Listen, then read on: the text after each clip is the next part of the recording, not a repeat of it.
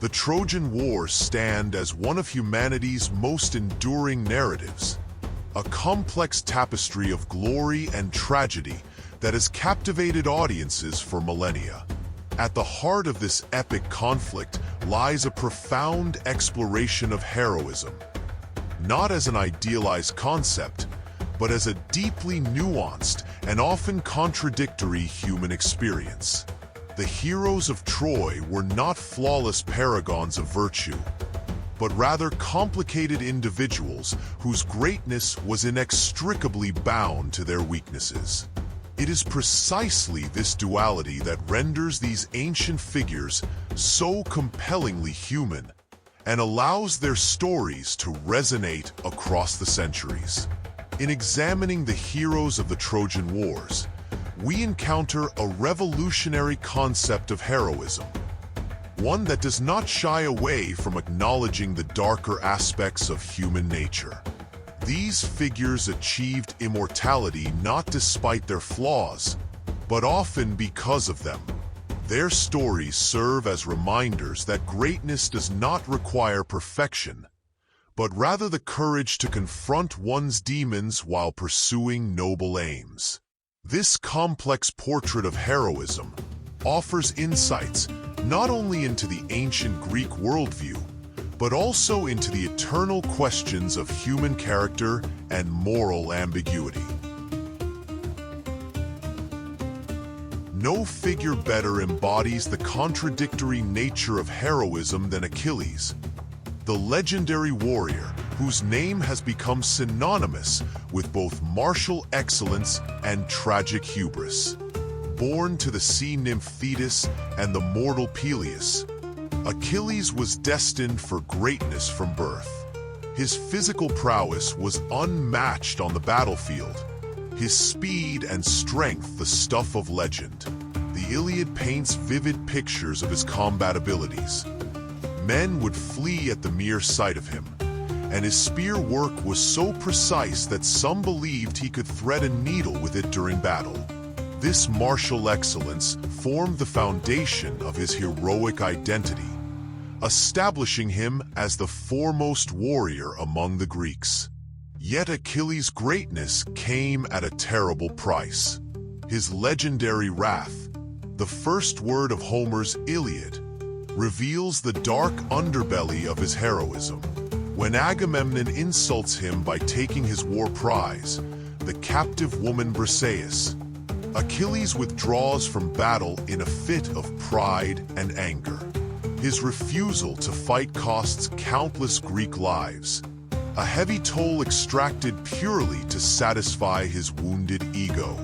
This stubbornness reveals a man unable to subordinate his personal feelings to the greater good, a fatal flaw in someone charged with protecting his comrades.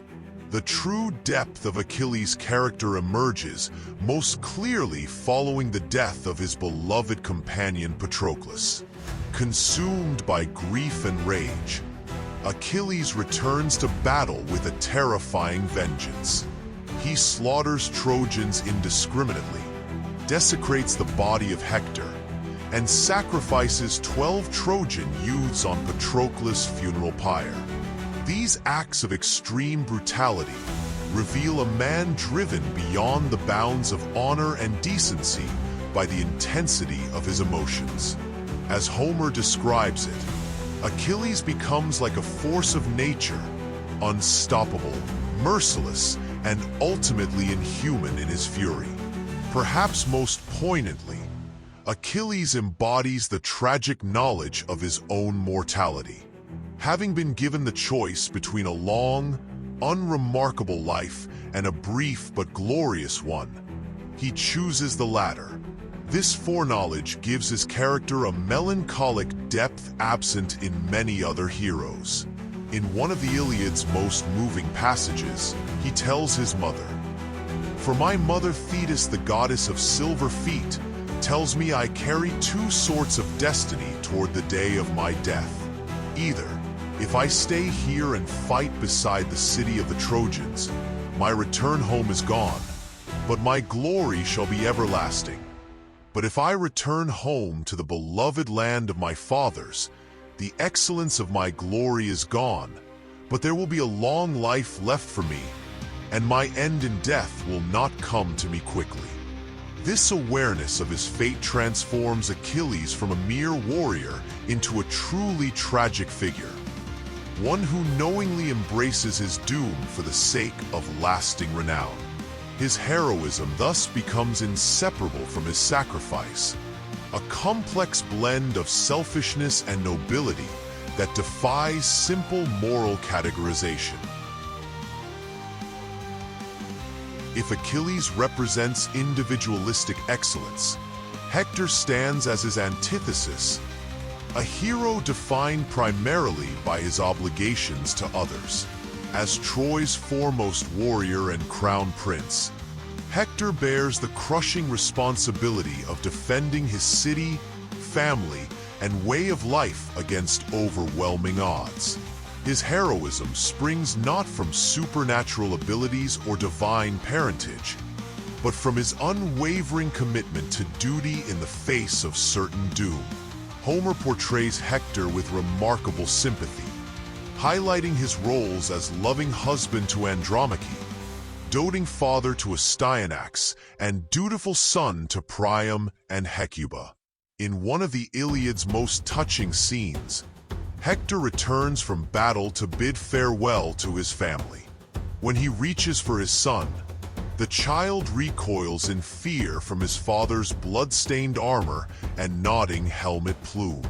Hector removes his helmet, takes the boy in his arms, and prays that his son will one day surpass him in honor.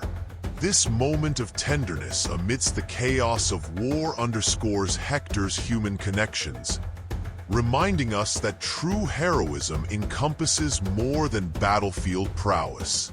Unlike many Greek heroes, Hector harbors no illusions about glory or immortality. He fights not because he craves renown, but because his city needs him. This pragmatic heroism reveals itself most clearly in his final confrontation with Achilles. Knowing he faces a superior fighter, Hector initially attempts to flee, an act that would be unthinkable for a hero consumed by pride. When he finally stands his ground, it is with the clear-eyed understanding that his death is inevitable. In his final moments, he requests only that his body be returned to his family for proper burial rites, a modest plea that Achilles cruelly rejects. Hector's heroism also contains its share of flaws and misjudgments.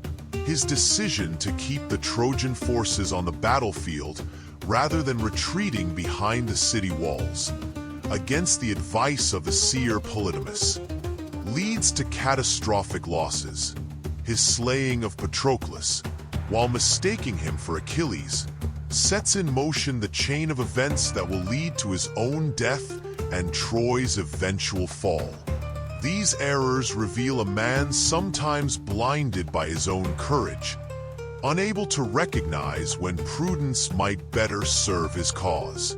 Yet even in failure, Hector maintains a moral dignity that elevates him above many of his peers.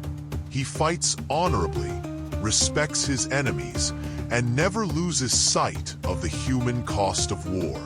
His heroism lies not in supernatural feats or divine favor, but in his steadfast commitment to protecting what he loves, even when the cause seems hopeless. If Achilles embodies heroism as exceptional individual achievement, Hector represents heroism as selfless service to community. Two competing but equally valid conceptions of greatness. While Achilles and Hector exemplify physical prowess, Odysseus introduces a different kind of heroism altogether, one based on intellect, adaptability, and cunning. Described by Homer as polytropos, many-turning or versatile, Odysseus represents the triumph of mental agility over brute force. His heroism manifests not in glorious battlefield deaths, but in survival and eventual homecoming against overwhelming odds.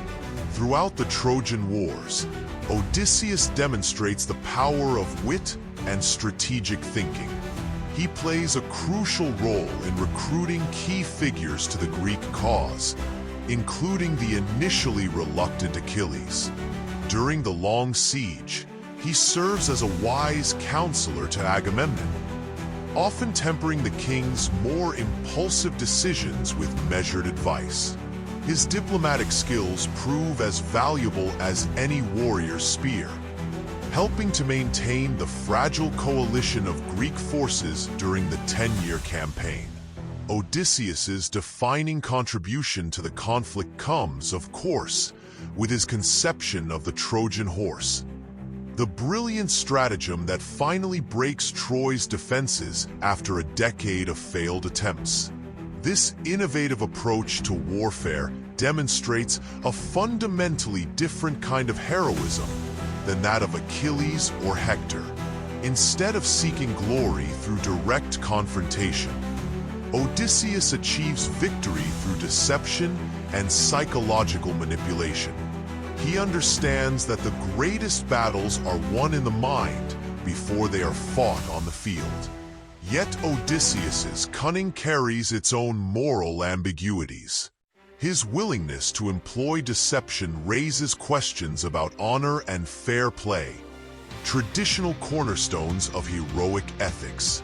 The Trojan horse strategy, while ingenious, violates the conventional rules of warfare, exploiting the Trojans' religious beliefs and cultural norms of hospitality.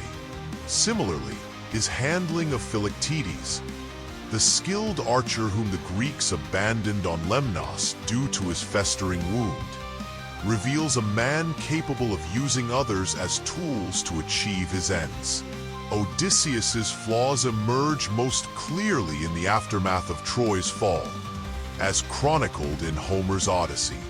His pride leads him to reveal his identity to the Cyclops Polyphemus, bringing Poseidon's wrath upon himself and his crew.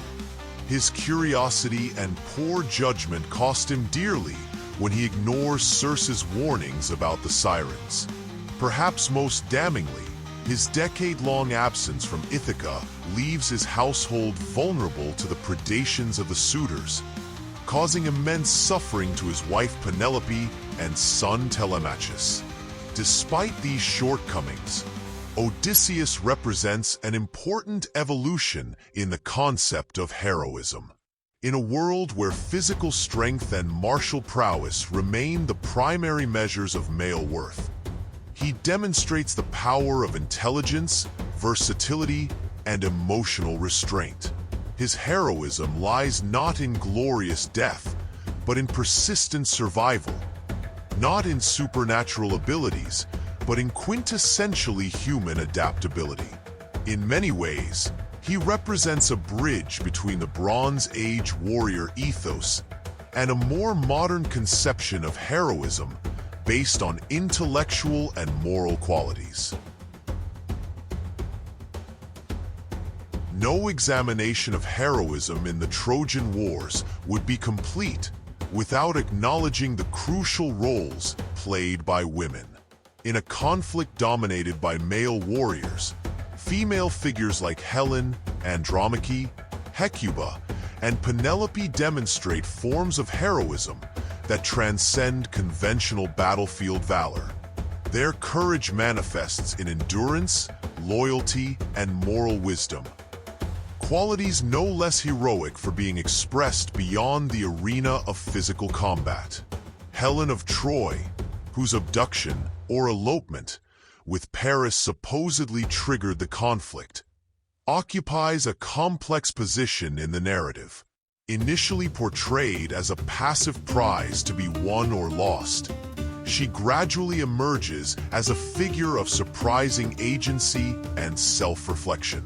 In the Iliad, she expresses bitter regret for the destruction she has caused, referring to herself as dog-faced, and wishing she had died before causing such misery. This capacity for moral reckoning, expressed amidst a war where male heroes rarely question their actions, suggests a deeper kind of heroism, one based on honest self-assessment rather than glory-seeking. Andromache, Hector's wife, embodies heroic endurance in the face of inevitable tragedy. Aware that her husband will die and her city will fall, she nevertheless maintains her dignity and fulfills her responsibilities to her family and community. Her prescient warnings to Hector reveal a clear-eyed pragmatism often lacking in the male heroes. When Troy finally falls, she faces slavery and the murder of her son with a stoic courage that equals any battlefield feat. Hecuba, Queen of Troy, undergoes perhaps the most extreme suffering of any character in the epic cycle. She watches her children die one by one, her city burn, and her world collapse. Yet even in her most desperate moments, she maintains a fierce dignity and moral clarity. Her confrontation with Helen after Troy's fall reveals a woman still capable of righteous anger and ethical judgment, despite having lost everything. Penelope, wife of Odysseus, demonstrates a different kind of heroism through her unwavering loyalty during her husband's 20-year absence. Her clever ruse of weaving and unweaving Laertes' burial shroud keeps the suitors at bay, preserving Odysseus's household while awaiting his return. Her heroism lies in patient endurance and emotional fidelity, qualities less flashy than battlefield prowess, but no less demanding or admirable. These female figures expand our understanding of heroism beyond traditional masculine paradigms. They remind us that courage manifests not only in dramatic moments of physical risk, but also in the quiet determination to maintain one's integrity amidst profound suffering. Their story suggests that heroism encompasses emotional resilience and moral constancy as much as physical bravery. A more inclusive vision that enriches our understanding of human excellence. A unifying thread throughout these diverse examples of heroism is the Greek concept of kleos, often translated as glory or fame, but more precisely meaning the stories told about a person after death. For the heroes of the Trojan Wars, kleos represented a kind of immortality, a way to transcend the limitations of mortal existence through remembrance in song and story. This pursuit of lasting renown drove many of their most dramatic actions, both noble and terrible. Achilles explicitly chooses a short life with eternal fame over a long life in obscurity. Hector, though less obsessed with personal glory, still prays that future generations will speak of him as even greater than his father. Odysseus ensures his immortality through his cunning exploits and eventual homecoming. Even Helen, lamenting her role in the conflict, takes cold comfort in knowing that she and Paris will be subjects of song for men to come. This preoccupation with posthumous reputation creates a fascinating paradox at the heart of Trojan War heroism. The very flaws that might diminish these figures in moral terms, Achilles' wrath, Hector's pride, Odysseus's deceptions, often constitute the most memorable elements of their stories. Their greatness and their failures are inextricably intertwined, suggesting that true heroism encompasses the full spectrum of human possibility, both glorious and terrible. Moreover, the pursuit of kleos itself contains both noble and questionable elements. On one hand, It inspires extraordinary feats of courage, self-sacrifice, and excellence. On the other, it can lead to excessive violence, reckless endangerment of others, and moral compromise. The heroes of Troy thus embody not just individual contradictions, but a fundamental ambivalence about heroism itself. Is it ultimately life-affirming or destructive, a path to immortality, or a delusional pursuit of the impossible? The Trojan Wars offer no simple answers to these questions. No reductive moral lessons about proper heroic conduct. Instead, they present heroism as fundamentally inseparable from the full complexity of human experience, with all its contradictions and imperfections. The greatest heroes are not those who achieve moral perfection, but those who confront their own flaws while striving toward excellence in their chosen arenas. This nuanced vision of heroism continues to resonate across the centuries precisely because it acknowledges both the heights to which humans can aspire and the limitations we inevitably face. Achilles, Hector, Odysseus, and their compatriots endure in cultural memory not as distant exemplars of superhuman virtue, but as profoundly recognizable embodiments of our own struggles with ambition, duty, pride, and mortality. Their stories remind us that heroism does not require flawlessness, merely the courage to face life's battles, both external and internal, with whatever strengths we possess. In their glories and their failings, the heroes of Troy offer a mirror in which we might glimpse our own potential for greatness, not despite our human nature, but because of it.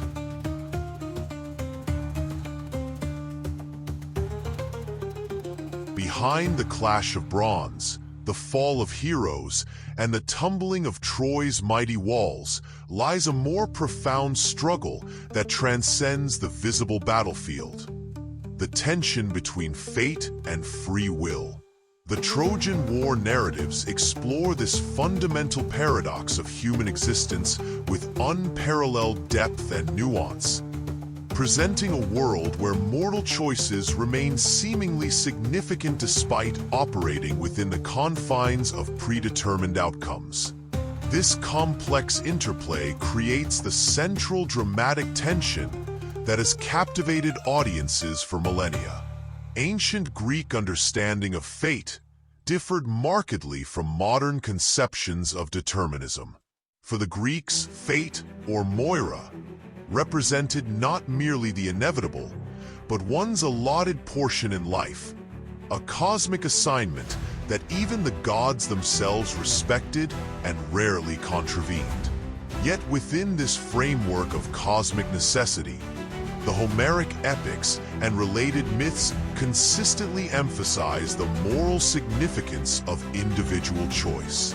Heroes might be bound to certain destinies, but how they met those destinies, with courage or cowardice, wisdom or folly, dignity or disgrace, remained entirely their own. The Trojan War thus unfolds as both an inexorable march toward predetermined outcomes and a theater of meaningful human agency. This seeming contradiction creates a philosophical richness that continues to resonate with modern audiences. It suggests that significance lies not in escaping one's fate, an impossible task, but in how one navigates the journey toward it, maintaining integrity and purpose even when the destination cannot be changed.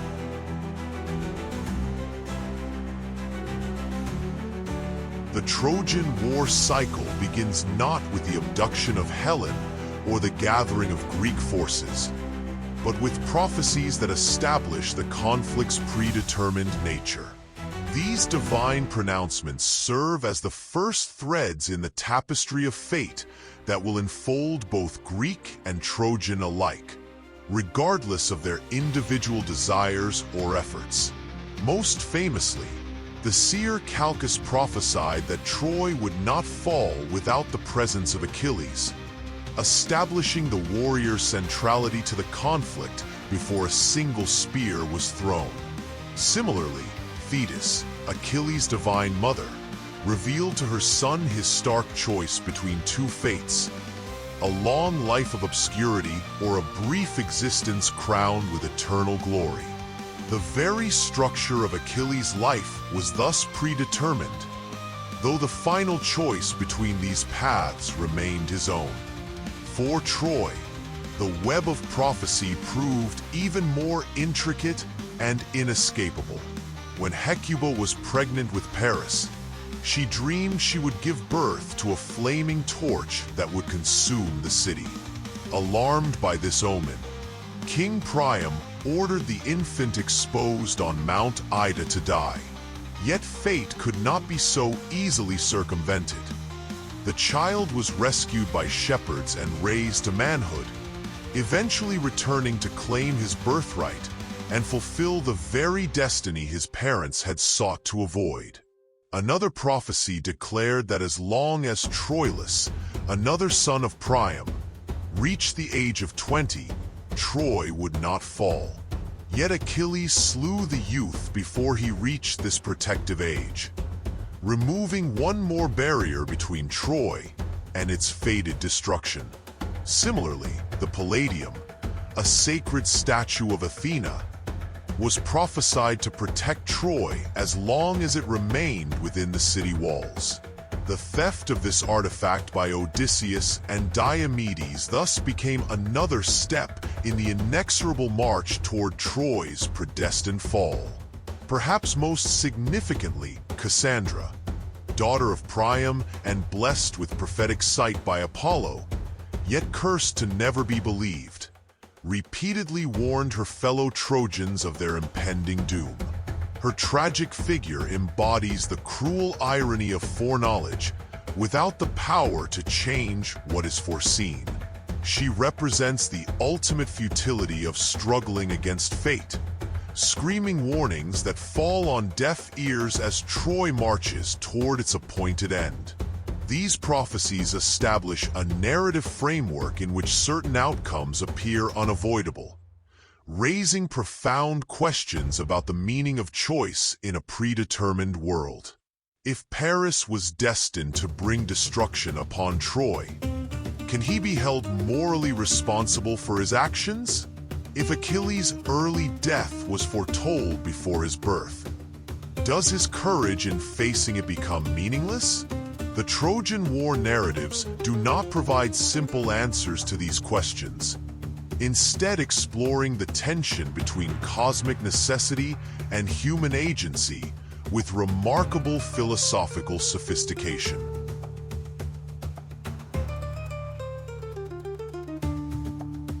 The gods of the Homeric epics stand in complex relationship to fate, simultaneously enforcing its decrees and pursuing their own partisan agendas. They function as both the administrators of destiny and as willful beings with personal stakes in the conflict, creating a multi-layered cosmic order that defies simple explanation.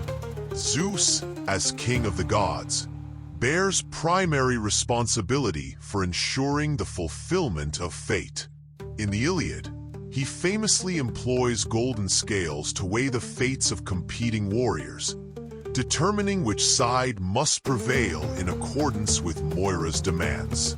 When Hector's fate outweighs that of Achilles, Zeus abandons his favorite Trojan to his destiny, despite personal affection. This episode illustrates the hierarchy of cosmic forces. Even Zeus submits to fate rather than attempting to overturn it. Yet the Olympians are far from passive observers or neutral executors of predetermined outcomes. They take sides with remarkable passion, transforming the Trojan battlefield into an extension of divine politics. Hera and Athena champion the Greek cause with almost obsessive determination, still nursing grudges from Paris's judgment decades earlier. Apollo, Aphrodite, and Ares support the Trojans with equal fervor, intervening repeatedly to rescue their favorites from certain death. These divine interventions create a narrative middle ground between absolute determinism and unconstrained free will. When Apollo deflects Diomedes' spear from Aeneas, or Athena guides Achilles' weapon to Hector's throat, they act as agents of fate while simultaneously exercising their divine prerogatives. The gods thus become the mechanism through which destiny operates, the invisible hand guiding seemingly chance occurrences toward predetermined ends. This divine manipulation extends beyond the battlefield to encompass psychological influence as well. When Athena appears to Achilles, restraining his rage against Agamemnon, or when Apollo fills Paris with renewed courage to face Menelaus, they alter the mental states of mortals in ways that raise profound questions about autonomy and responsibility. If a god can implant thoughts or emotions in a mortal mind, can the resulting actions truly be considered freely chosen? The relationship between gods and fate reaches its most complex expression in Zeus's attitude toward his son Sarpedon. Knowing that Sarpedon is fated to die at Patroclus' hands, Zeus momentarily contemplates intervening to save him. A rare instance where the king of gods considers contravening fate itself. After Hera reminds him of the cosmic disorder such an action would unleash, Zeus reluctantly allows events to proceed as destined, though not without shedding tears of blood for his doomed offspring. This poignant moment reveals that even for the mightiest deity, the tension between personal desire and cosmic necessity remains unresolved. Zeus possesses the power to save Sarpedon, but refrains from using it, recognizing that fate's authority transcends even his own. The episode suggests that the proper relationship to fate, even for gods, is not futile resistance but dignified acceptance, a theme that resonates throughout the epic tradition.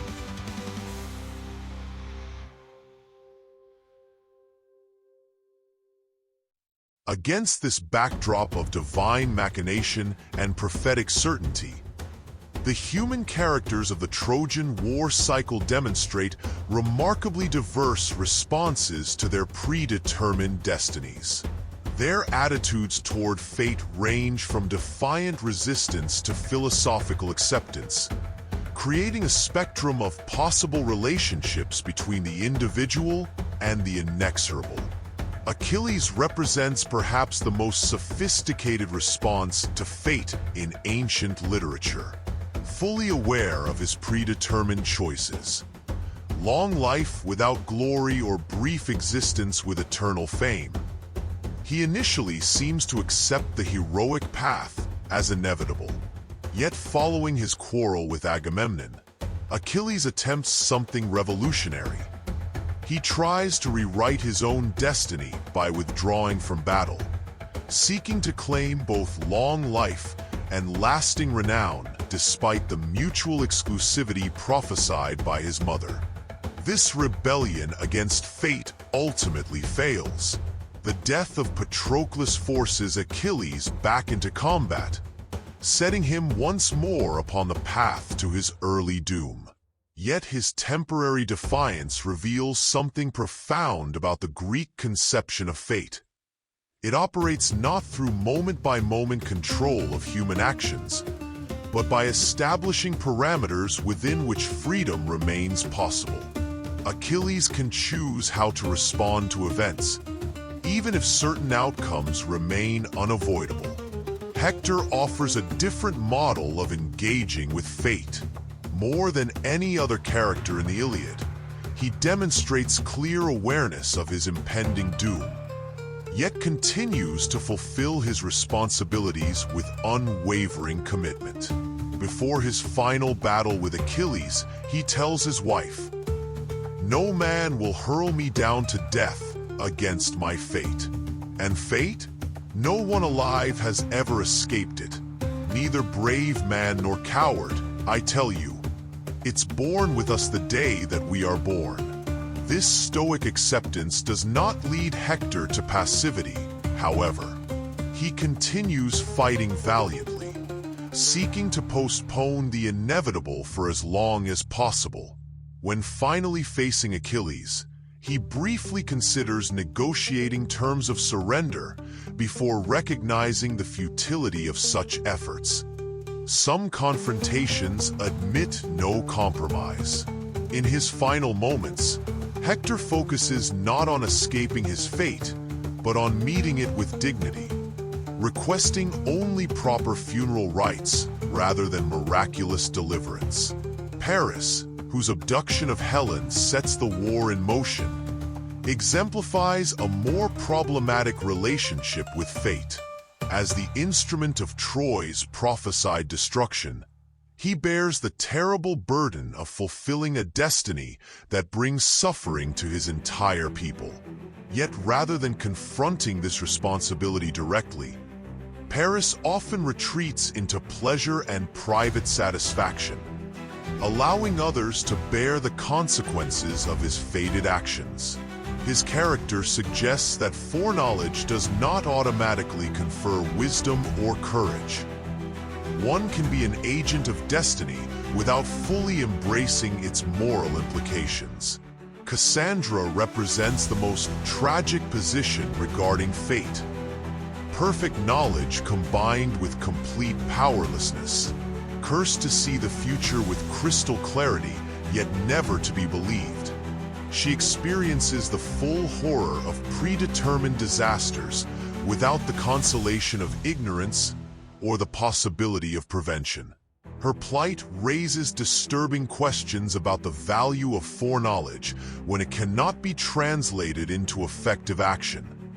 Is awareness of the inevitable a gift or a torture?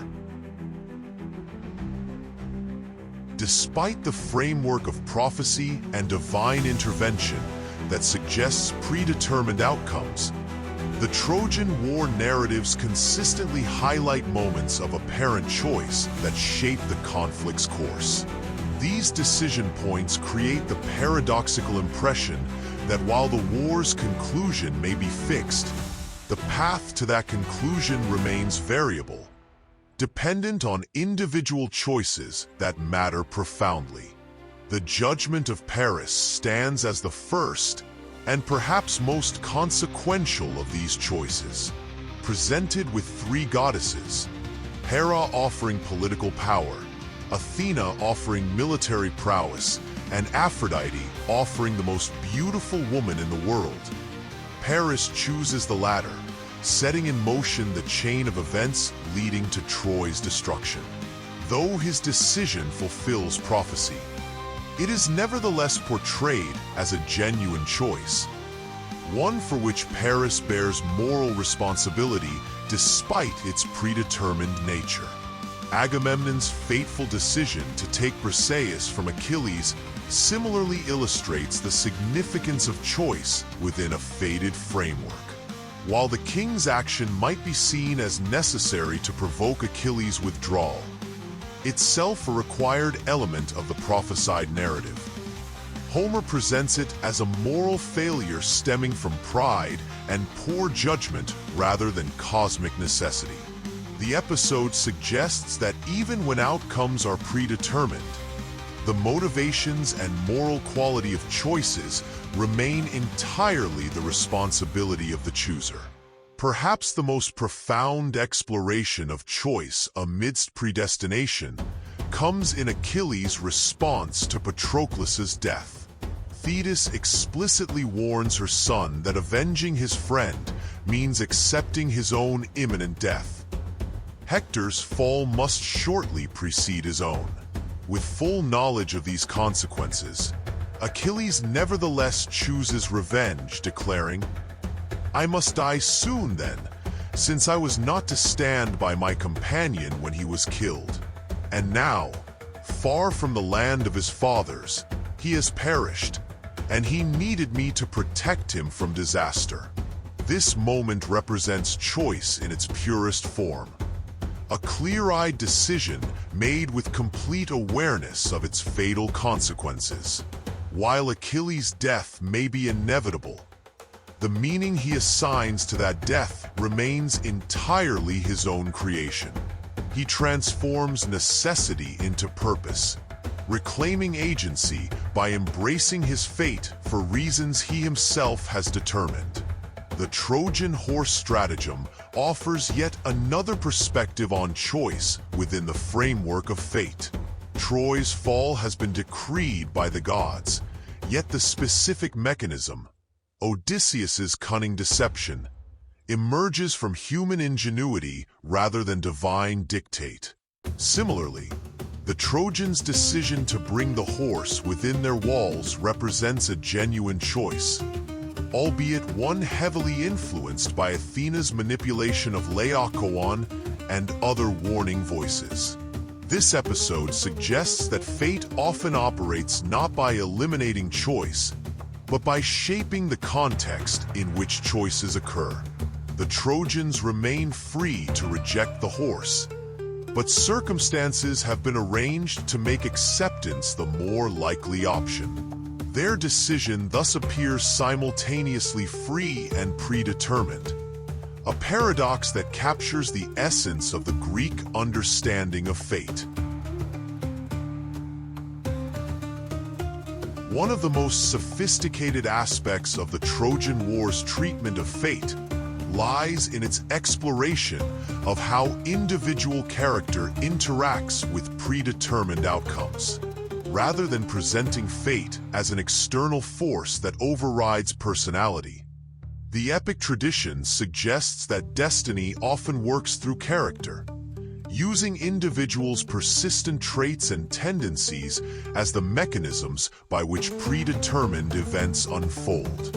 Achilles' fate is inextricably linked to his defining characteristic, wrathful pride. His withdrawal from battle after being dishonored by Agamemnon, his furious return following Patroclus' death, and his brutal treatment of Hector's corpse all stem from this central trait.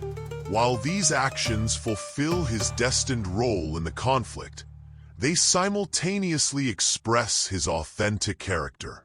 His fate and his nature are not separate forces, but complementary aspects of a unified whole. Similarly, Paris's destiny as Troy's destroyer aligns perfectly with his established character traits. His preference for pleasure over duty, his willingness to prioritize personal desire over collective welfare. When he chooses Helen over his city's safety, he acts in complete accordance with his nature while simultaneously fulfilling prophecy. The predetermined outcome works through his character rather than against it. Hector presents a more complex case. His fate, to die at Achilles' hands before Troy falls, seems initially at odds with his character as Troy's most steadfast defender. Yet closer examination reveals that even this apparent contradiction contains an inner logic. Hector's deep sense of duty and honor prevents him from taking the one action that might save him, retreating permanently behind Troy's walls. His inevitable confrontation with Achilles stems directly from the same noble qualities that make him Troy's greatest champion. This integration of character and destiny suggests a more nuanced understanding of fate than simple determinism. Rather than imposing arbitrary outcomes on unwilling participants, fate in the Trojan War narratives often represents the inevitable consequences of being who one is. Characters fulfill their destinies not despite their authentic selves, but because of them, suggesting that true freedom might lie not in escaping fate, but in fully becoming oneself. The Greek concept of hamartia, often translated as tragic flaw, but more accurately understood as a fundamental error stemming from character. Illuminates this relationship between personality and destiny. Achilles' excessive pride, Agamemnon's arrogance, Paris's hedonism. These traits do not represent deviations from their essential natures, but expressions of them. When such traits lead inevitably to disaster, the resulting tragedy emerges from character interacting with circumstance, rather than from arbitrary doom imposed from without. This understanding transforms fate from an external constraint to an internal necessity, from what must happen to you to what must happen given who you are. It suggests that destiny, properly understood, represents not the negation of the self, but its complete expression. The working out of one's essential nature across the full span of life's circumstances.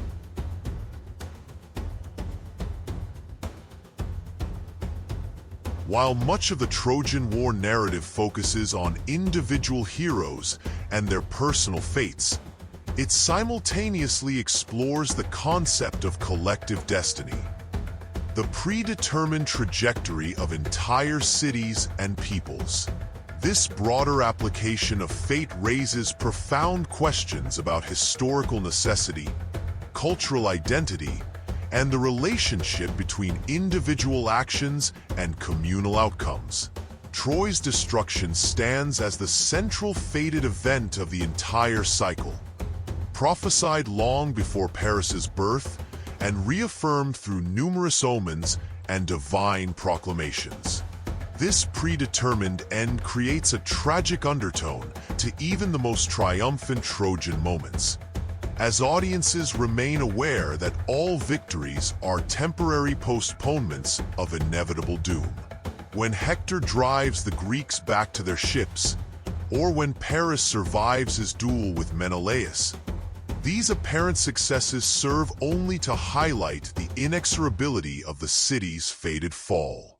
Yet the concept of collective fate extends beyond simple predestination to encompass questions of historical meaning and cultural continuity. While Troy itself is destined for destruction, Trojan identity is fated to continue through Aeneas, who escapes the burning city carrying his father on his back and leading his son by the hand, a living symbol of the connection between past, present, and future. This preservation of Trojan lineage, eventually leading to the founding of Rome and later traditions, suggests that fate operates not merely on the scale of individual lives or single cities, but across centuries of cultural evolution. The Greek forces similarly operate under a collective destiny. They are fated to conquer Troy, but only after a decade of hardship and with tremendous losses. This predetermined outcome shapes the meaning of individual actions within the Greek camp. Achilles' withdrawal from battle, for instance, cannot ultimately prevent Greek victory. It can only make that victory more costly. Similarly, the death of Achilles himself, while personally tragic, cannot alter the larger historical necessity of Troy's fall. This layering of individual and collective fate creates complex moral and philosophical questions. If Troy's destruction is inevitable, does this absolve Paris of responsibility for his actions? If Greek victory is predetermined, does this diminish the glory of heroes like Diomedes and Ajax? The epic tradition refuses simple answers to these questions, instead presenting fate as operating simultaneously on multiple scales, personal, communal, and historical, with intricate relationships between these levels. Perhaps most profoundly, the concept of collective fate raises questions about historical meaning that transcend the specific context of the Trojan War. If certain historical outcomes are in some sense necessary, if Troy must fall to make way for Rome, Or if Greek culture must transcend its warlike origins to birth philosophy and democracy, then how should we understand the suffering involved in these transitions? Are individual tragedies justified by collective destinies? Can historical necessity provide meaning to personal catastrophe? By embedding individual fates within larger patterns of collective destiny, the Trojan War narratives prevent both purely individualistic and purely deterministic readings. They suggest instead that meaning emerges from the interaction between personal choice and historical necessity, between the freedom to act authentically within one's circumstances and the recognition that those circumstances themselves form part of a larger pattern beyond individual control.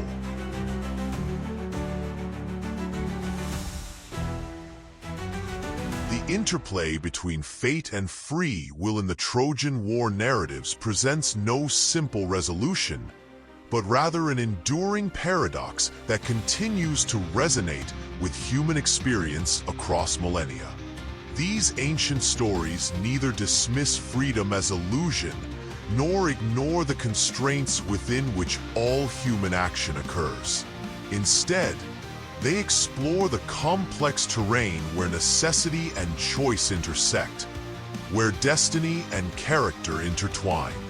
The heroes of Troy operate within a framework of inexorable outcomes, yet their choices retain genuine moral significance. They cannot escape their fates, yet how they meet those fates matters profoundly. This paradox creates a philosophical depth that transcends simple determinism or naive voluntarism, suggesting instead that human significance lies precisely in the space between absolute freedom and complete constraint. Modern readers might find in these ancient narratives a strikingly relevant model for understanding our own complex relationship with necessity. In an age of increasing awareness of historical, psychological, biological, and social determinants of behavior, the Greek conception of fate offers a framework that neither surrenders moral responsibility nor ignores the very real constraints on human action. It suggests that meaning emerges not from absolute freedom, but from the dignity with which we navigate our inevitabilities. Perhaps most powerfully, the fate-driven narrative of the Trojan War reminds us that foreknowledge of endings need not diminish the significance of journeys. We approach these ancient stories knowing full well that Troy will fall, that Achilles will die, that Odysseus will wander for a decade before reaching home. Yet this foreknowledge does not reduce our engagement with the narrative. If anything, it deepens it, creating a tragic resonance that amplifies each heroic choice, each moment of courage or compassion. In the same way, our own awareness of mortality, the ultimate predetermined outcome, need not render our choices meaningless. The Trojan heroes suggest that significance lies not in escaping fate, but in facing it with integrity, not in achieving impossible immortality, but in determining the meaning of our inevitable deaths. Like Hector standing before the walls of Troy, knowing his doom approaches, yet choosing dignity over flight, we find our freedom not in denial of necessity, but in how we meet it. This ancient wisdom speaks to us across the centuries, that constraint and freedom exist simultaneously, that destiny and choice intertwine in ways no simple philosophy can untangle, that the path remains significant even when the destination cannot be changed. In a world increasingly aware of the forces that shape and limit human action, the Trojan War's sophisticated exploration of fate and free will offers not simplistic answers, but a profound acceptance of paradox. The recognition that we are simultaneously bound and free determined and responsible, subject to necessity yet capable of authentic choice. In the vast tapestry of military history, few tactical innovations have achieved the cultural resonance of the Trojan horse. This singular stratagem, credited to the cunning mind of Odysseus, represents far more than merely a clever military deception. It stands as the definitive moment in the decade-long Trojan War, the fulcrum upon which the fate of an entire civilization pivoted, and a powerful symbol that continues to shape our understanding of deception, trust, and ingenuity 3 millennia after its conception. The narrative of the Trojan horse operates on multiple levels simultaneously. As a military tactic, it exemplifies the triumph of cunning over brute force, demonstrating how intelligence can overcome seemingly insurmountable obstacles. As a psychological study, it explores the fatal consequences of pride and overconfidence, revealing how even the most vigilant defenders can be undone by their own assumptions. As a literary device, it provides the dramatic resolution to an epic conflict, transforming stalemate into decisive victory through a single brilliant stroke. And as a cultural metaphor, it offers an enduring framework for understanding hidden threats across countless contexts, from cybersecurity to interpersonal deception. What gives this ancient stratagem its remarkable staying power is not merely its ingenuity, but its profound psychological insight.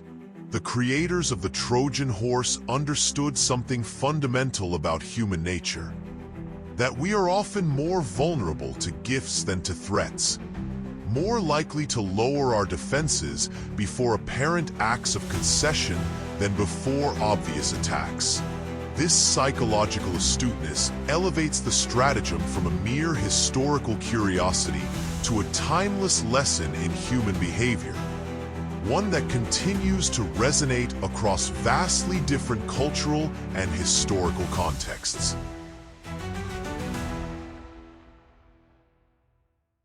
To fully appreciate the brilliance of the Trojan horse stratagem, we must first understand the desperate circumstances that necessitated such an unconventional approach.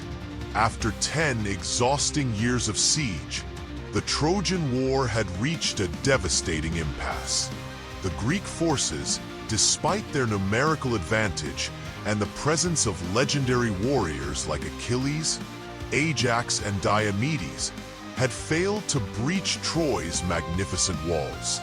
These fortifications, reputedly built by the gods Apollo and Poseidon themselves, rendered conventional military tactics futile. Direct assaults resulted only in heavy Greek casualties, while the prolonged siege had depleted resources and morale on both sides. The Greek camp faced mounting pressures beyond mere military stalemate. Disease had swept through their ranks, decimating their numbers. Supply lines stretched thin across the Aegean Sea were vulnerable to disruption. Political tensions between the various Greek contingents threatened to fracture the already fragile alliance. Most significantly, the Greek commanders recognized the impossibility of maintaining the siege indefinitely. Their men yearned for home, their kingdoms required leadership, and their absence had created dangerous power vacuums throughout Greece. Troy's position, while superficially stronger, contained its own vulnerabilities. The city's population had swelled with refugees from surrounding territories, straining food supplies and creating internal tensions. Trade routes had been severed by the Greek occupation, leading to economic hardship and growing dissent among the populace. Most importantly, despite their impressive defenses, the Trojans had grown weary of confinement within their walls, psychologically prepared for some resolution after a decade of siege. This context of mutual exhaustion and strategic deadlock created the perfect conditions for an unconventional solution. Conventional warfare had reached its limits. Only an entirely new approach could break the stalemate. The situation demanded innovation, deception, and psychological manipulation rather than mere martial prowess. Precisely the areas in which Odysseus, the architect of a horse, excelled.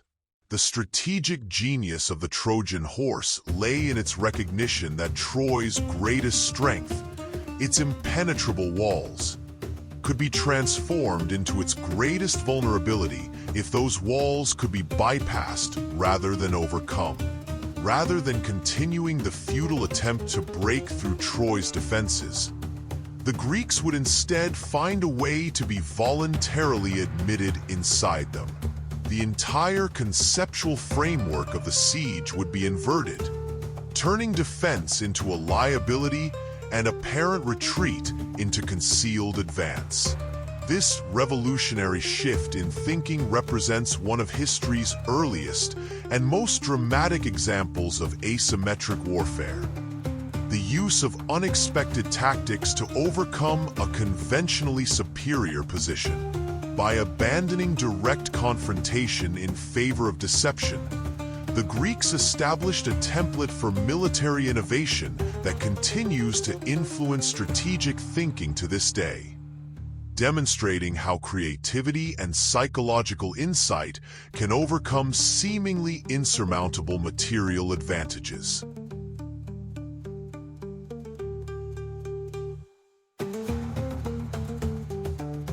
Ancient sources credit Odysseus, king of Ithaca, with devising the stratagem of the Trojan horse. This attribution aligns perfectly with his characterization throughout Homeric epic as Polytropos, many turning versatile, and Polymedes, of many counsels ingenious. A man whose intelligence and cunning compensated for his relatively modest physical prowess. The conception of such an elaborate deception bears all the hallmarks of Odysseus's preferred approach to warfare, privileging subtle manipulation over direct confrontation. The plan itself contained brilliant simplicity at its core. Construct a massive wooden horse, hide elite Greek warriors inside it, pretend to sail away in defeat, and leave the horse as a supposed offering to Athena. When the Trojans brought the horse inside their walls as a victory trophy, the hidden soldiers would emerge under cover of darkness, open the gates, and admit the returned Greek army, which would have merely pretended to depart. Epius, a skilled craftsman and boxer among the Greek forces, oversaw the horse's construction. Ancient accounts describe a massive hollow wooden structure large enough to conceal a contingent of elite warriors, yet aesthetically impressive enough to be plausibly considered a religious offering. The construction process itself represented a significant logistical challenge. The Greeks needed to build a structure large enough for their purpose, yet transportable to the walls of Troy, sturdy enough to hold the weight of multiple armed men, yet not obviously hollow, and impressive enough to tempt the Trojans, yet not so suspicious as to invite destructive investigation.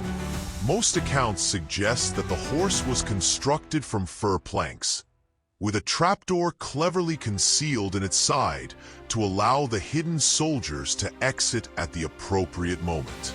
Its exterior would have been carefully finished to present an impressive appearance worthy of a divine offering, possibly adorned with inscriptions dedicating it to Athena. Some traditions mention that the horse bore the inscription. For their return home, the Greeks dedicate this offering to Athena, a message cunningly ambiguous as to whether they are referred to the Greeks who had supposedly departed or to the Trojans who would accept the offering. The selection of warriors to hide within the horse represented another critical strategic decision. These men would need to be not only among the bravest and most skilled fighters, but also capable of enduring the physical discomfort and psychological stress of confinement in a cramped, dark space for an extended period. Ancient sources vary on the exact number of warriors concealed within the horse, with estimates ranging from 23 to 40.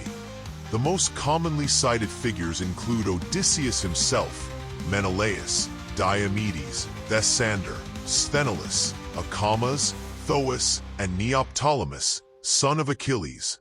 The choice of a horse as the form for this deception carried multiple layers of significance.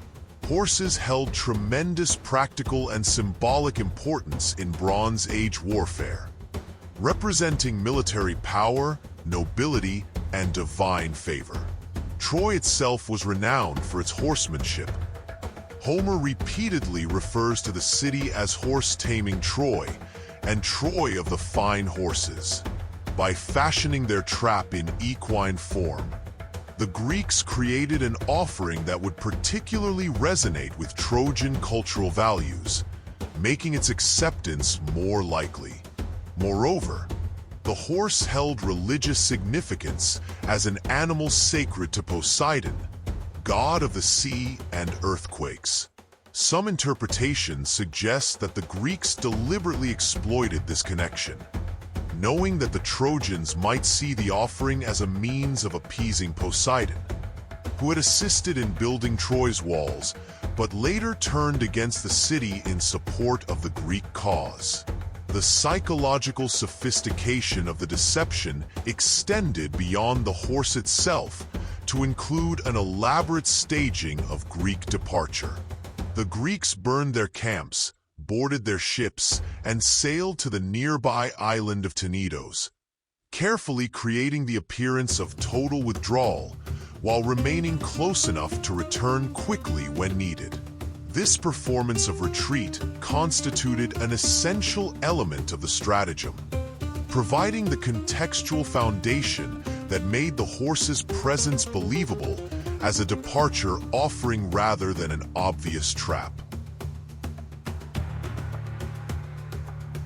Even the most ingeniously crafted horse would have been useless without a compelling narrative to explain its presence and purpose. This crucial aspect of the deception fell to Sinon, a Greek soldier who voluntarily remained behind to play the role of a defector, providing the Trojans with a carefully constructed explanation designed to overcome their natural suspicions.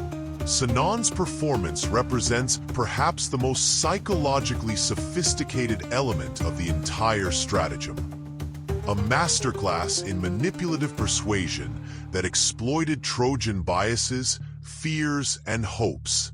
When discovered by Trojan scouts, Sinon presented himself as a victim of Greek cruelty, claiming that Odysseus and his allies had selected him for sacrifice to ensure favorable winds for their homeward journey.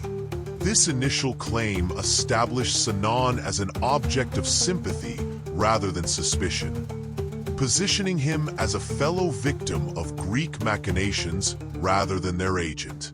By presenting himself as having narrowly escaped death at Greek hands, he created a seemingly unbridgeable divide between himself and his former comrades, making his defection plausible.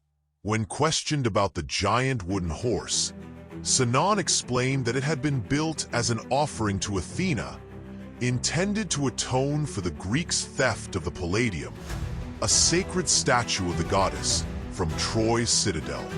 He claimed that Calchas, the Greek seer, had advised them to build the horse at an enormous size specifically to prevent the Trojans from bringing it inside their walls.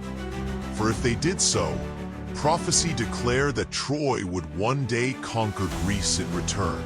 This explanation brilliantly transformed the horse from a suspicious object to a coveted one, presenting it not merely as harmless, but as potentially beneficial to Troy's long-term interests.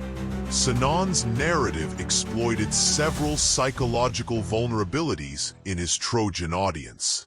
First, it appealed to their religious sensibilities, framing the horse as an object of divine significance rather than merely a military artifact. Second, it played on their desire for confirmation of Greek defeat, providing a satisfying explanation that aligned with their hopes that the long siege had finally ended.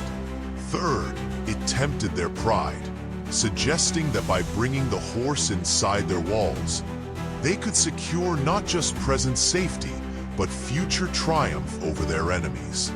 Most ingeniously, Sinan's tale incorporated elements of truth that the Trojans could verify, lending credibility to his broader deception. The Greeks had indeed stolen the Palladium, an act well known to the Trojans. They had also been delayed by unfavorable winds at various points during the conflict, making the claim of a sacrifice for favorable sailing conditions plausible. By anchoring his falsehoods in these verifiable facts, Sinan created a narrative that could withstand initial scrutiny.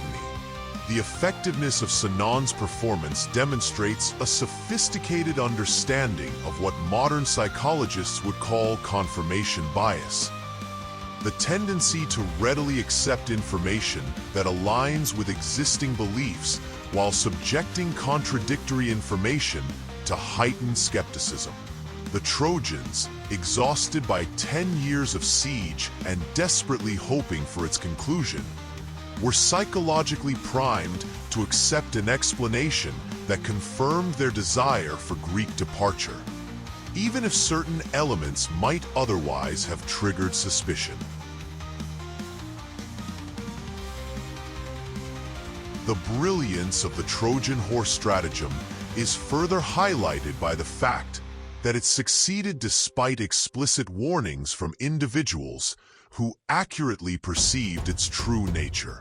Two figures in particular, Cassandra and Laocoon, recognized the deception and attempted to alert their fellow Trojans, only to be ignored or silenced in ways that reveal deeper truths about the psychological and theological dimensions of the conflict. Cassandra, daughter of King Priam and Queen Hecuba, possessed the divine gift of prophecy, but labored under Apollo's curse that her predictions, though accurate, would never be believed. True to this tragic pattern, she immediately recognized the horse as a Greek trick and frantically warned against bringing it within the walls. Her cries of alarm, however, were dismissed as the ravings of a madwoman, consistent with her previous unheeded warnings throughout the war. Cassandra's plight represents one of the most poignant elements of the Trojan horse narrative. Truth rendered impotent by an inability to convince others of its reality. Laocoon, a priest of Apollo or Poseidon, sources vary, offered a more concrete and dramatic warning. According to Virgil's account in the Aeneid, upon seeing the horse, Laocoon immediately suspected treachery, famously declaring, "Equo eni credite tucri, quid id est, timeo deneos et dona ferentes." Do not trust the horse, Trojans. Whatever it is, I fear the Greeks, even bearing gifts.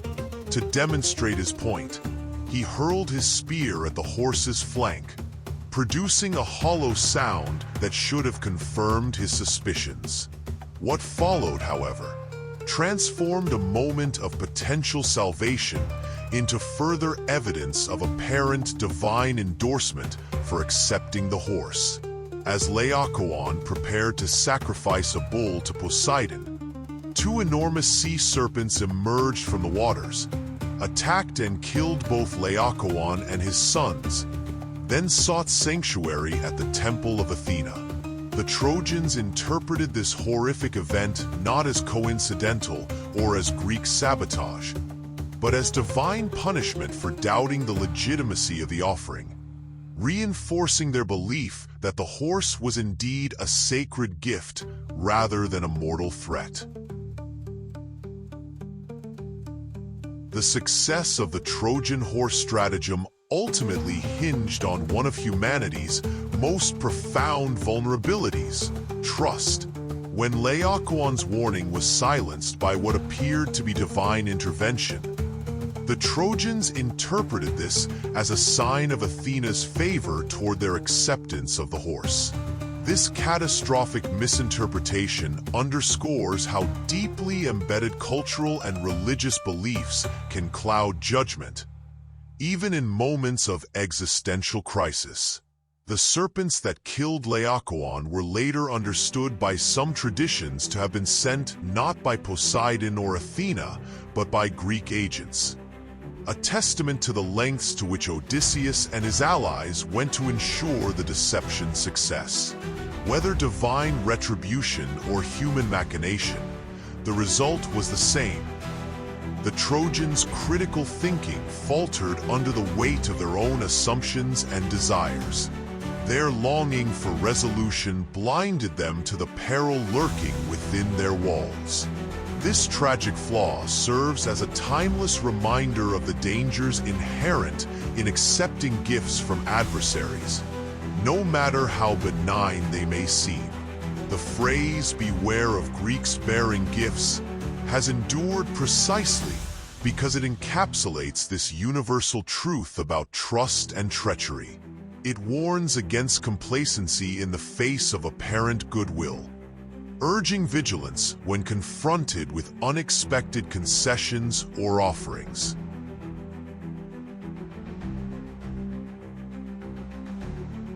Under cover of darkness, while Troy celebrated what it believed to be the end of a decade-long siege, the hidden Greek warriors emerged from the belly of the horse.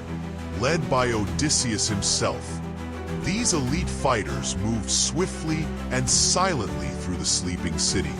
They opened the gates to the returning Greek army, which had sailed back from Tenedos under the cloak of night. What followed was a massacre unparalleled in its brutality. The once mighty city of Troy fell into chaos as flames consumed its streets, homes, and temples. Priam's palace became a battleground. Hector's widow Andromache was taken captive. Cassandra was dragged away despite her prophetic cries. The destruction was total, leaving behind only ruins and refugees. Yet, amidst the devastation, the strategic brilliance of the operation cannot be denied. By exploiting psychological weaknesses rather than physical ones, the Greeks achieved what years of siege warfare could not: the complete collapse of Troy's defenses. This inversion of expectations, from triumph to tragedy, stands as one of history's most dramatic examples of asymmetrical warfare, proving that innovation often trumps brute force. While the Trojan horse is celebrated as a masterpiece of military ingenuity, it also raises troubling questions about morality and ethics in warfare. The deliberate manipulation of religious symbols, the use of Athena's name and sacred iconography, highlights the cynical exploitation of faith for strategic gain. Similarly, the slaughter of civilians and the enslavement of survivors cast a shadow over the victory, reminding us that wars are rarely won without grievous costs. Moreover, the psychological toll of such tactics extends beyond immediate victims. The betrayal of trust embodied by the Trojan horse has left an indelible mark on human consciousness, shaping our understanding of deception across cultures and eras. While admired for its cleverness, the stratagem also exemplifies the darker side of human nature: the willingness to exploit vulnerability for personal or collective gain. The fall of Troy marked the end of an era, but not the end of its story. From the ashes of destruction arose tales of survival, exile, and renewal, carrying forward the legacy of a war that shaped the destiny of nations. As we turn to examine the consequences of this epic conflict, we find echoes of its heroes and victims resonating through the corridors of history.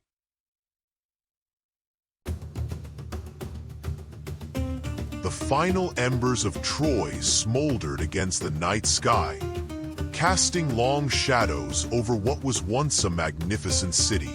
Where proud towers had reached toward the heavens now stood only crumbling ruins, and where laughter and life had flourished now echoed only the hollow wails of the bereaved. The culmination of a decade-long conflict had left in its wake not glory but devastation, a stark testament to war's true nature. Beyond the celebrated heroism and divine interventions that color the epic tales, the Trojan War reveals itself as a profound human tragedy, where the price of conflict is measured not in territory gained, but in lives shattered. The mythology of the Trojan War does not shy away from depicting the intimate grief that follows in war's wake. Perhaps no scene better encapsulates this than the heart-wrenching encounter between King Priam of Troy and Achilles, the Greek warrior who had slain Priam's son Hector. Homer's portrayal of this moment transcends the boundaries of enemy lines, revealing the universal language of loss. In the Greek camp, under cover of night, the elderly Priam kneels before his son's killer. "Remember thy father," he implores Achilles, drawing a parallel between himself and Peleus, Achilles' own aging father, waiting in vain for his son's return. This moment, a king humbling himself to kiss the hands terrible, man-killing, that had taken his son's life, stands as one of literature's most poignant illustrations of parental grief. Achilles, moved by this display and reminded of his own father, weeps alongside Priam. For a brief interlude, they are not enemy combatants, but simply two men united by suffering. The depth of Achilles' grief for his fallen companion, Patroclus, similarly illuminates war's personal cost. Upon learning of Patroclus' death, Achilles' reaction is visceral and all-consuming. He pours dust over his head, tears at his hair, and lets out cries so anguished that his mother, the sea nymph Thetis, hears him from the depths of the ocean. His subsequent rampage against the Trojans, culminating in his desecration of Hector's body, stems not from battlefield glory, but from inconsolable loss. Here, the epic tradition acknowledges that beneath the armor of the mightiest warrior beats a heart vulnerable to the same wounds of attachment and grief as any mortal. For women caught in war's grasp, the suffering takes on different dimensions. Andromache, Hector's wife, emerges as one of the most moving figures in this tapestry of sorrow. Her farewell to Hector before he returns to battle resonates with tragic prescience. "Thy courage will destroy thee," she warns, foreseeing a future where she becomes a widow and their son Astyanax an orphan. Her fears prove prophetic. Not only does she lose her husband, but in the aftermath of Troy's fall, her son is thrown from the city walls, the Achaeans ensuring no heir of Hector survives to seek vengeance. Hecuba, the queen of Troy, endures perhaps the most extensive catalog of sorrows. Having given birth to 50 children, she watches them fall one by one throughout the war. When Troy finally burns, she has outlived most of her offspring only to face enslavement in her old age. Her transformation from queen to captive embodies the dramatic reversals of fortune that war brings. The Greek playwright Euripides would later explore her fate in The Trojan Women, depicting her descent into madness after witnessing the murder of her grandson Astyanax. A meditation on how grief, when multiplied beyond endurance, can fracture the human psyche. Even Helen, whose beauty ostensibly sparked the conflict, is not portrayed as untouched by the carnage she inadvertently caused. Homer presents her self-loathing as she watches the battle from Troy's walls. Would that evil death had been my pleasure when I followed thy son, leaving my chamber, my kinsmen, and my darling daughter, and the lovely companions of my girlhood. This remorse, whether genuine or self-serving, acknowledges the weight of responsibility that follows choices with far-reaching consequences. Beyond individual suffering, the Trojan War narratives offer a sobering portrait of societal collapse. Troy stands as an archetype of a civilization erased, its wealth plundered, its temples desecrated, its continuity severed. The sack of the city represents the ultimate failure of the civilized order, where codes of conduct dissipate in the frenzy of conquest. The post-war fate of Troy's women illustrates the brutal calculus of ancient warfare. The Trojan women, regardless of prior status, face a grim lottery where they are divided as prizes among the victorious Greeks. Hecuba becomes the slave of Odysseus, Andromache is claimed by Neoptolemus, Achilles' son, and Cassandra is taken as a concubine by Agamemnon, a fate that will contribute to his own eventual murder. These assignments were not merely incidental details, but central to the ancient concept of war spoils, where human beings became commodities in victory's aftermath. The physical destruction of Troy itself carries profound symbolic weight. As a city renowned for its wealth and impregnable walls, Troy represented permanence and security, illusions thoroughly shattered by its fall. The burning of temples and palaces signified not just military defeat, but the gods' abandonment of a once favored city. When Poseidon and Apollo, who had built Troy's walls, withdraw their protection, they exemplify how even divine favor proves conditional and fleeting in wartime. Archaeological excavations at sites associated with Troy have revealed layers of destruction that may correspond to the mythological war, showing settlements reduced to ash and abandoned. This physical evidence underscores how conflict could not only end individual lives, but erase entire communities from continuity. The war's aftereffects extended beyond Troy's immediate environs. Texts like the Returns, Nostoi, describe how Greek cities suffered in the warrior's absence, with political instability and familial breakdown threatening the victors' homelands even as they celebrated conquest abroad. Perhaps most telling is what happens to Astyanax, Hector and Andromache's infant son. His execution, being hurled from Troy's walls, represents the victor's determination to extinguish not just the present opposition, but its future possibility. This calculated erasure of lineage reflects war's longest shadow, the generational void created when young lives are systematically eliminated.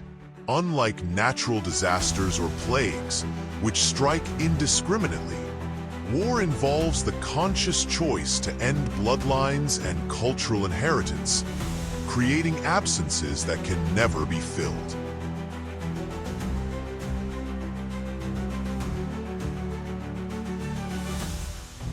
Yet amid this devastation, the myth cycle does not end with absolute finality. The the diaspora of Trojan survivors scattered across the Mediterranean, suggests both the trauma of displacement and the resilience of cultural memory. Most prominent among these survivors is Aeneas, whose journey from Troy's ashes to the future site of Rome forms the backbone of Virgil's Aeneid. Aeneas escaped from Troy, carrying his father Anchises on his shoulders and leading his young son Ascanius by the hand, creates a visual metaphor for cultural transmission across generations. He bears with him not just his family, but Troy's household gods, the Penates, signifying the continuation of religious and cultural identity beyond geographical boundaries. His eventual settlement in Latium plants the seeds for a civilization that would one day rival Greece itself, suggesting that cultures, like phoenix myths, can rise renewed from destruction. Not all Trojan refugees find such auspicious endings. Antenor establishes a colony of survivors in what would become Padua, while various traditions place Trojan expatriates in locations from Britain to the Black Sea coast. These dispersed communities carried with them the memory of Troy as a lost homeland, a narrative of forced migration that resonates with displacement experiences throughout human history. The Greek victors fare little better in the war's aftermath. The returns describe a fractured homecoming where divine retribution awaits many heroes. Storms scatter the returning fleet, and Poseidon's wrath claims numerous Greek lives. Odysseus' decade-long wandering before reaching Ithaca serves as an extended metaphor for the psychological journey veterans must navigate after prolonged combat. A terrain of monsters, temptations, and trials that forever separates the warrior from his former self. For those who physically return, psychological and social reintegration proves equally treacherous. Agamemnon arrives home to assassination, orchestrated by his wife Clytemnestra, who has neither forgotten nor forgiven his sacrifice of their daughter Iphigenia to secure favorable winds for the journey to Troy. This murder initiates a cycle of bloodshed that will span generations, suggesting how war's violence, once unleashed, ripples outward in widening circles of retribution.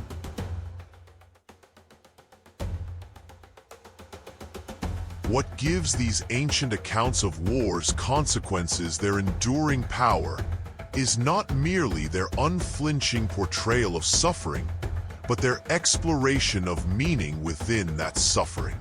The Trojan War narratives wrestle with fundamental questions. Was such destruction justified?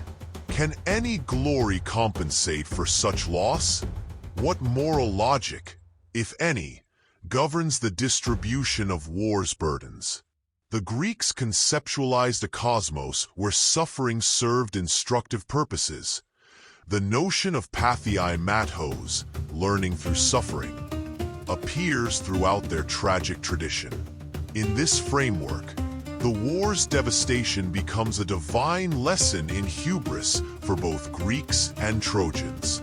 Paris' violation of Xenia, guessed right, by abducting his host's wife represents a moral transgression requiring cosmic correction.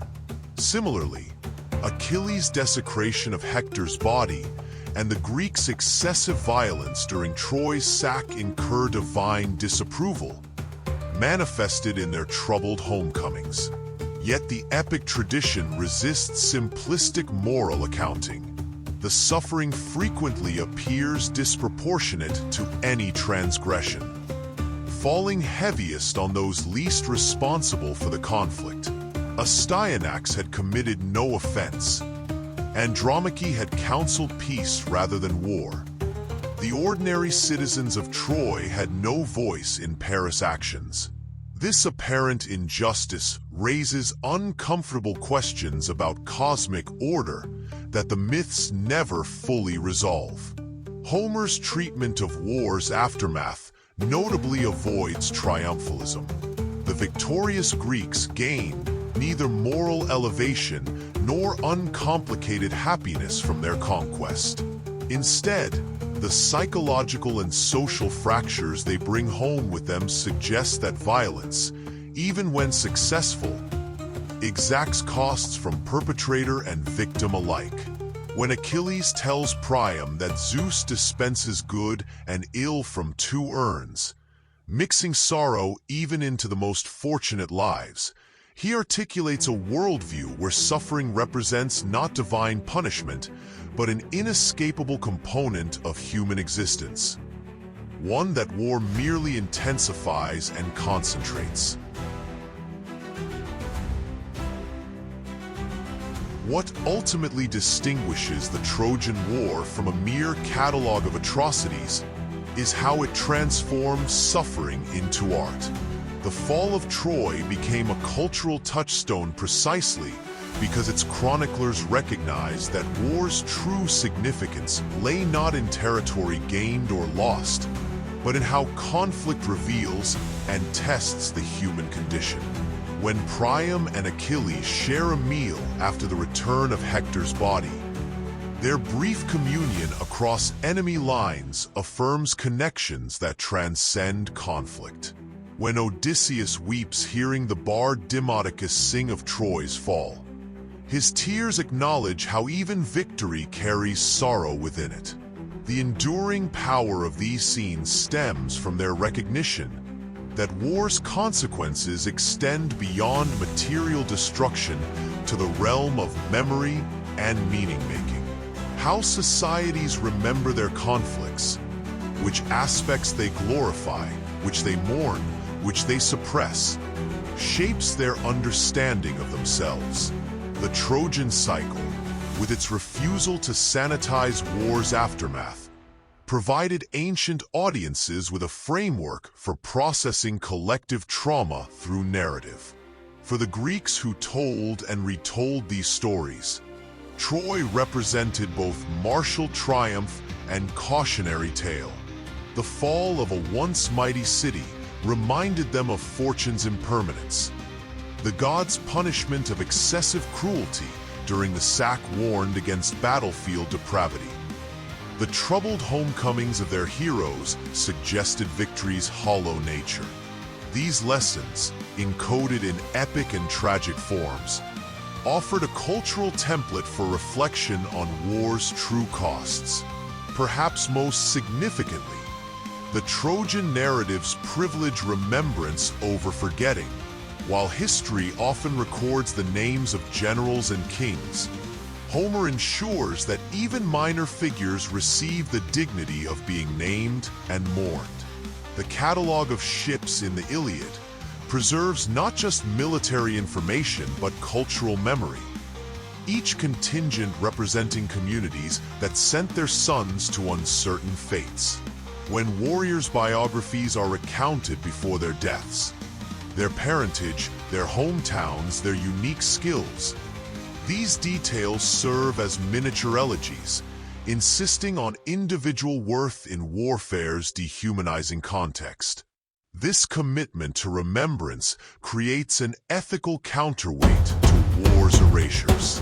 When Hector and Andromache's farewell scene shows them with their infant son, who laughs at his father's helmet, this moment of tenderness amid war's machinery insists on recognizing the humanity war threatens to obscure.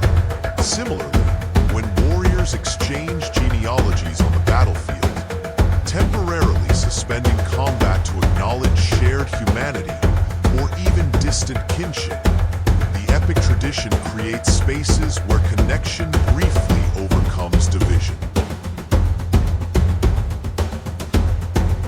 The depiction of war's consequences in the Trojan cycle offers neither simple condemnation nor glorification of conflict. Instead, it presents war as a crucible that tests and reveals human values. The same heroes capable of battlefield brutality demonstrate compassion and reflection, Societies that celebrate martial prowess must also confront war's devastation. This moral complexity has ensured the narrative's relevance across millennia, as each generation finds in Troy's fall reflections of its own conflicts. What remains when the dust settles on Troy's ruins is not primarily a story of gods and heroes, but one of ordinary human resilience in the face of extraordinary devastation. When Aeneas carries his household gods from the burning city, when Andromache establishes a miniature Troy in captivity to preserve her son's heritage, when scattered survivors maintain Trojan identity in foreign lands. These acts of cultural preservation amid physical destruction affirm that while cities may fall, the human capacity for meaning-making endures. The smoke rising from Troy's ashes carries with it questions that would haunt subsequent generations. Can any cause justify such widespread suffering? How does a society rebuild after catastrophic loss? What obligations do the living bear toward the war dead? In wrestling with these questions without offering facile answers, the Trojan War narratives provide not just entertainment, but a framework for ethical reflection on conflict's true nature. A legacy that continues to resonate as humanity still struggles to count war's full cost. With Troy in ruins and countless lives lost, the aftermath of the war reveals the true cost of conflict, not just in terms of destruction, but in its ripple effects across generations. Yet, for all its tragedy, the story of the Trojan Wars endures as a cornerstone of storytelling, inspiring countless retellings and interpretations that continue to shape our understanding of humanity.